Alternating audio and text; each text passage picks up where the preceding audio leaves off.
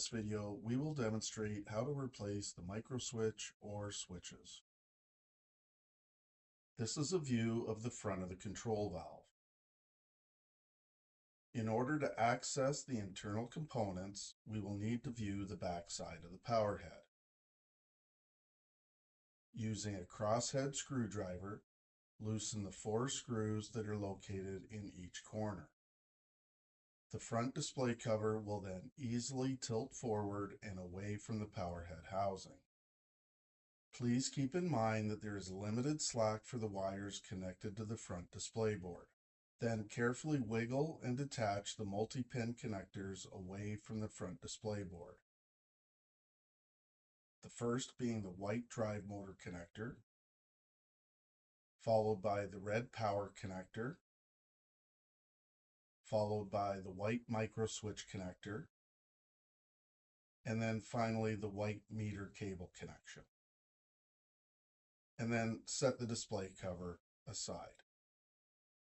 Remove the 2 long screws holding both microswitches in place. Then detach the wire connections from the microswitch or microswitches that need to be replaced. It could be one or the other, or even both. Then attach the wire connections to the push-on metal tabs of the new microswitch or switches. Be sure to connect each wire to the correct corresponding push-on metal tab of the microswitch. Then place the microswitches back into position and secure them using the 2 long screws. Next, connect the multi-pin connectors to the display board while keeping in mind that the connectors are color-coded and keyed to fit in only one orientation. Then reposition the front cover back into place, and while holding the front cover in position, use the crosshead screwdriver to tighten the 4 screws back into place.